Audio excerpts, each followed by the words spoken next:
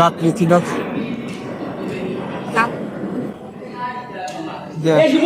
আমাদের সবাইকে যাত্রীদের নামাই দিয়েছিল, তারপর হচ্ছে ব্রেক ফেল করছে আই গেস। তো হেল্পার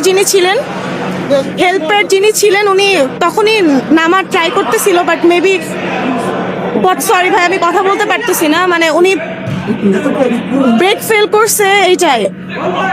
হ্যাঁ হ্যাঁ 3 সেকেন্ডের মধ্যে জাস্ট আমাদের নামাইছে, নামানোর পরে জাস্ট হেল্পার ছিলেন আর ড্রাইভার ছিলেন, তো তারপরেই মানে ব্রেক ফেল করছে অনেক জোরে।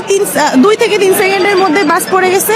হেল্পারটা নামা ট্রাই করছিল, উনি মেবি বাসের নিচে বা পানির মধ্যে পড়ে গেছে, এইটুকুই জাস্ট দেখছি আমরা। সবাই তো নেমে গেছে, হয়তো কেউ মারা যায়নি, বাট আমি তো আমার পরিচিত তো বাসে ছিল, সবাই নেমেছে, বাট ওদের তো আমি পাচ্ছি না।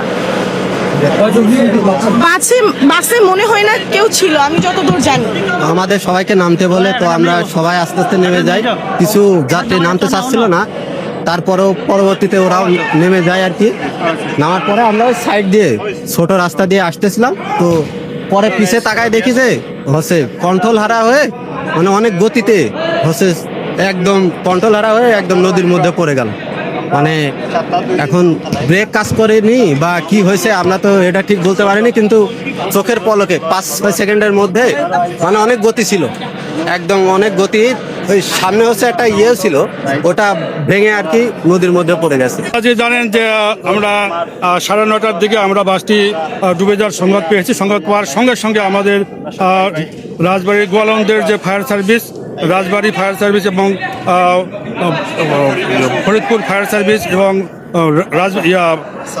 মানিকগঞ্জের যে পাতুরিয়া ডুবুরি দল সহকারে আমরা দ্রুত ঘটনাস্থলে আসি এবং একই সঙ্গে বিআইডব্লিউটি এর যে ডুবুরি দল তারাও সঙ্গে সঙ্গে আসে এবং সকলের প্রচেষ্টায় আমরা দ্রুত যে ড্রাইভার এবং হেল্পার এবং সুপারভাইজার 3 জনকেই প্রাথমিক পর্যায়ে আমরা উদ্ধার করে হাসপাতালে পাঠাই। পরবর্তীতে এবং ফায়ার সার্ভিসের ডুবুরি দল সহকারে বিআইডব্লিউটি এবং প্রশাসনের অন্যান্য কর্মকর্তা সহকারে